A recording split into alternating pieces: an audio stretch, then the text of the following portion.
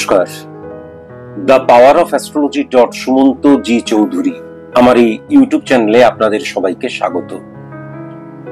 আজ আমি আলোচনা করব বাংলার নতুন বছর 1432। বাংলার এই নতুন বছরটিতে কর্কট রাশির জাতক জাতিকাদের যে 5টি ঘটনা ঘটবেই আপনারা মিলিয়ে নেবেন। এ প্রসঙ্গে জানিয়ে রাখি, যেহেতু প্রত্যেকটা মানুষের date of birth, time of birth, place of birth আলাদা, জন্মস্থান আলাদা, তাই জন্য তাদের যে জন্মছক তার দ্বারা ক্যালকুলেট করে যে স্পট ইমপ্লিমেন্টেশন ছক ক্রিয়েট করা হয় প্রত্যেকটি মানুষের আলাদা আলাদা। তাই জন্য আমি যে বাংলার নতুন বছর 1432-এ কর্কট রাশির 5টি দিক উল্লেখ করছি, যেগুলো ঘটবেই, যে 5টি ঘটনা ঘটবেই, সেটা কম বেশি রিফ্লেক্ট হতে পারে কিন্তু কর্কট রাশির জাতক জাতিকাদের মধ্যে। যদি সার্বিক অর্থে এবং পুঙ্খানুপুঙ্খ অ্যাকুরেট তথ্য বা তত্ত্ব বা প্রেডিকশন জানতে হয়, তাহলে কোনো সায়েন্টিফিক অ্যাস্ট্রোলজারের কাছে গিয়ে একদম ব্যক্তিগত প্রেডিকশনটা করে ফেলা ভালো। তাহলে কিন্তু সেক্ষেত্রে তারা ডিটেলিং এর মধ্যে দিয়ে, অ্যানালাইসিসের মধ্যে দিয়ে 100% অ্যাকুরেট প্রেডিকশনটা করতে পারবে। মনে রাখতে হবে যে সায়েন্টিফিক অ্যাস্ট্রোলজার কিন্তু তারাই যারা কিন্তু হাত দেখা দ্বারা কখনো ছক ক্যালকুলেশন করে না বা ছক নির্মাণ করে না।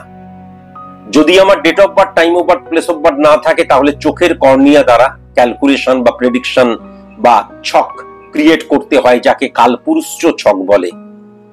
এবং আমার যে জন্মছক, সেই জন্মছক দ্বারা কিন্তু স্পট ইমপ্লিমেন্টেশন ছক ক্রিয়েট করে তার দ্বারা কিন্তু প্রেডিকশন করতে হয়।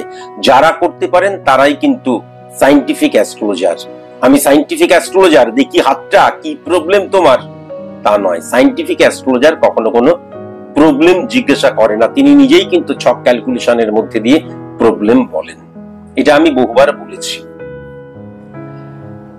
কর্কট রাশির জাতক জাতিকা যারা 1432 বাংলার এই নতুন বছরটিতে, প্রথমেই আমি যেটা দেখতে পাচ্ছি, রবি কিন্তু উচ্চস্থ হয়ে যাচ্ছে এবং রবি উচ্চস্থ হয়ে গিয়ে 7 নম্বর ঘর, 6 নম্বর ঘর, 11 নম্বর ঘরে চরম বলবান হয়ে যাচ্ছে এবং পার্সেন্টেজ ওয়াইজ হিট করছে।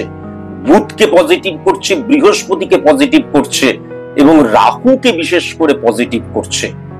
সুতরাং বাংলার এই নতুন বছর 1432, এই বছরটিতে কর্কট রাশির জাতক জাতিকারা, যদি তোমরা এমন কেউ আছো, আমি ও আর ও মিলে কিন্তু একটা পার্টনারশিপ বিজনেস করছি, বা আমি আর ও আর সে মিলে কিন্তু এই কাজটা করছি, বা আমরা কিন্তু জয় করব, আমরা কিন্তু সফল হব, আমরা কিন্তু জিতব, তাহলে মনে রেখো এই বছরটা কিন্তু তোমাদের জন্য নয়।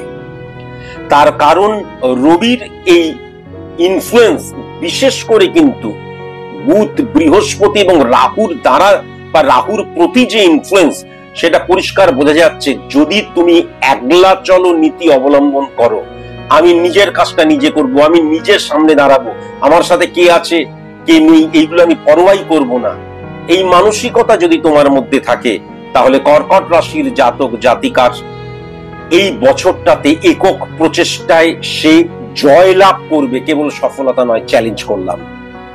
এবার প্রত্যেকটি মানুষের গ্রহ নক্ষত্র আলাদা, date of birth, time of birth, place of birth আলাদা, রিফ্লেকশন আলাদা, তাই জন্য কম বেশি হয়তো এই দিক ওই দিক হবে, কিন্তু মিলিয়ে নেবেন আমার কথাটা।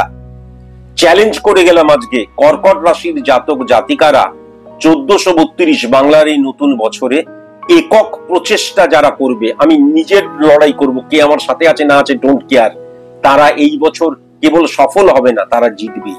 এটা আমার চ্যালেঞ্জ প্রেডিকশন রইল, কিন্তু একক হতে হবে। যেমন বিজনেসের ক্ষেত্রেও দেখবেন পার্টনারশিপ বিজনেস যেখানে থাকবে, আমি এমনি কোথা থেকে লোন নিচ্ছি বা কেউ আমার কাস্টমার, সেটাকে পার্টনার বলে না। আমরা 3 জন মিলে একটা বিজনেস করছি, চাইতে আমি বিজনেস করছি, আমি মূল, তারা কিন্তু, আমি আবার বলছি, সফলতা একটা লিমিট আছে, কিন্তু জয় মানে সুপ্রিম হয়ে যাওয়া, এটা কিন্তু কর্কট রাশির জাতক জাতিকাদের মধ্যে ডেফিনিট ভাবে লক্ষ্য করতে পারছি। সবচেয়ে বড় কথা, আমি যদি 2 নম্বর এবং 11 নম্বর ঘর দেখি, তার দ্বারাও কিন্তু রাহুর রিফ্লেকশন বুধকে এবং শুক্রকে উচ্চস্থ করে দিচ্ছে। সুতরাং একাধিক আয়ের উৎসের জায়গা কিন্তু এক্ষেত্রে পরিষ্কার লক্ষ্য করা যাচ্ছে। আবার সেকেন্ড হাউসে যখন রাহুর ইনফ্লুয়েন্স ক্রিয়েট হচ্ছে এবং সেই সেকেন্ড হাউসকে প্রভাবিত করছে কিন্তু পজিটিভ শনি, সুতরাং আজকের দিনে লিখে দেওয়া যায় যে 1432 বাংলার এই নতুন বছরটিতে কর্কট রাশির জাতক জাতিকাদের অপর্যাপ্ত ইনকাম হবে। যেই মানুষটা এক্সাম্পল স্বরূপ বলছি 10 টাকা ইনকাম করতো সে 200 টাকা ইনকাম করবে, যে 200 টাকা ইনকাম করতো সে 2000 টাকা ইনকাম করবে, যে 50,000 ইনকাম করতো সে 2 লাখ ইনকাম করবে। আপনারা মিলিয়ে নেবেন। আবার বলছি, ইনকাম করার পেছনে আমার যে নলেজ, আমার যে ক্রিয়াকলাপ, আমার যে ইনফ্লুয়েন্স, ইমপ্লিমেন্টেশন, সমস্ত কিছু একক হতে হবে। মানে আমি নিজেকে বিশ্বাস করি, কে আমার সাথে আছে না আছে থোড়াই কেয়ার করি, ডোন্ট কেয়ার।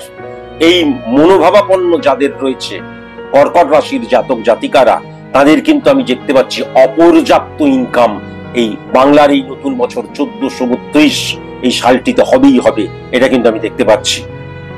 সবচেয়ে বড় কথা, শুক্র এবং রাহুর অবস্থান, এবং সেই শুক্র কিন্তু উচ্চস্থ হয়ে রয়েছে, শুক্র উচ্চস্থ অবস্থায় রয়েছে এবং সে কিন্তু বৃহস্পতির ঘরে, মিনের ঘরে বসে রয়েছে, যেটা উচ্চ পর্যায়ে মানা হয়, এবং রাহুর অবস্থান, এবং সেক্ষেত্রে কিন্তু যেটা আমি দেখতে পাচ্ছি, শুক্র 6-3 কানেকশনের মধ্যে দিয়ে রবির সাথে তার কোনো সম্পর্কই ক্রিয়েট হচ্ছে না। সুতরাং আজকের দিনে এটা আপনারা ডায়েরিতে লিখে রাখবেন, কম হোক বেশি হোক যাই হোক, কর্কট রাশির জাতক জাতিকারা নতুন প্রপার্টি কিনবেই কিনবে, তাদের নতুন প্রপার্টি হবেই হবে। আমি আবার বলছি, আমি কর্কট রাশির জাতক জাতিকা, আমার স্ত্রী দেখা গেল মেষ রাশির জাতক জাতিকা, তাহলে মেষের ব্যাপারটা আলাদা। তাহলে মনে রাখতে হবে, নতুন প্রপার্টি কেনার ক্ষেত্রে তার নামে কিন্তু করতে হবে যে কর্কট রাশির জাতক জাতিকা, কেননা কর্কটের ক্ষেত্রে নতুন প্রপার্টি কেনার জায়গা, সেটা এইটুকু হোক আর বিস্তৃত হোক, এটা ডেফিনিট ভাবে কিন্তু আমি লক্ষ্য করতে পারছি।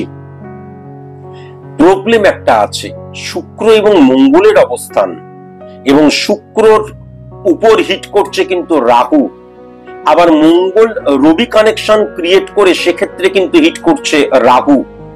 তাহলে শুক্র এবং মঙ্গলের যে অবস্থান, দুটো গ্রহকে কিন্তু পেছন দিক থেকে সাপোর্ট দিচ্ছে রাহু। যদিও শুক্রের ক্ষেত্রে পজিটিভ ভাবে ইনফ্লুয়েন্স ক্রিয়েট করছে, কিন্তু আমি যদি মঙ্গলের ক্ষেত্রে দেখি, তাহলে পরোক্ষভাবে রাহুর প্রভাব কিন্তু মঙ্গল এবং তার দ্বারা রবির উপরও কিন্তু বর্তাচ্ছে।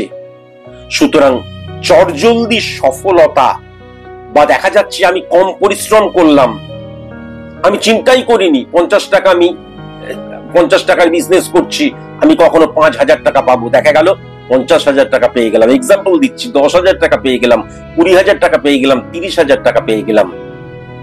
এই যখনই আমি এই একটা সিস্টেম কিন্তু বাংলার নতুন বছর 1432 কর্কট রাশির জাতক জাতিকাদের মধ্যে আমি লক্ষ্য করতে পারছি। যখনই আমি এটাকে বিশ্বাস করে ফেললাম, তখন এটাকেই আমি প্রসেস বলে মনে করলাম। যখনই প্রসেস বলে মনে করলাম, তখনই কিন্তু আমার আর্নিং হিসাবে এইভাবেই আমি নিজেকে কিন্তু, আমার ব্রেনটাকে, আমার বুদ্ধিটাকে, আমার শরীরটাকে, প্রফেশনাল এথিক্সকে আমি কিন্তু সেই দিকে নিয়ে চলে গেলাম। যখনই নিয়ে চলে গেলাম, তখনই কিন্তু কি হলো, success never comes by a day only, it needs hard labor and hard labor brings confidence to achieve the success, তার অপোজিটে চলে গেলাম। তখনই কিন্তু সেই বিখ্যাত লেনিনের উক্তি, success is the maximum utilization of ability that you have, তার বিরুদ্ধে আমি চলে গেলাম। যখনই চলে গেলাম, সেটাকে যখনই বিশ্বাস করতে শুরু করলাম, তার ফলে কর্কট রাশির জাতক জাতিকাদের ক্ষেত্রে, এটাও আপনারা ডায়েরিতে লিখে রাখবেন, আমি আশাই করছি না, বা চটজলদি হঠাৎ করে আমি ইনকাম, সোর্স অফ ইনকামটা বেড়ে গেল, বা সোর্স অফ ইনকামের জায়গাটা আমার পরিপুষ্ট হতে শুরু করলো, তখন আমি কিন্তু কি করলাম, যে মিসইউজ অফ মানির জায়গাটায় চলে গেলাম। খরচার পরিমাণ বেড়ে গেল, বা ভুল জায়গায় ইনভেস্ট করলাম, বা ভুল ভাবে অর্থটাকে ব্যবহার করতে শুরু করলাম। তার কারণ আমি ভেবে নিলাম যে এই অর্থটা আমার তো প্রতিদিন আসছে, আসতেই থাকবে, ফরএভার না। সুতরাং চটজলদি যে সফলতা, তার দ্বারা কিন্তু ওয়েস্ট অফ মানি বা অর্থ হানির জায়গাটাও প্রবলভাবে লক্ষ্য করা যাচ্ছে। তাহলে 32 বাংলার এই নতুন বছরে কর্কট রাশির জাতক জাতিকাদের যে 5টি দিক আমি লক্ষ্য করতে পারছি, কি কি বললাম আরেকবার বলে দিই।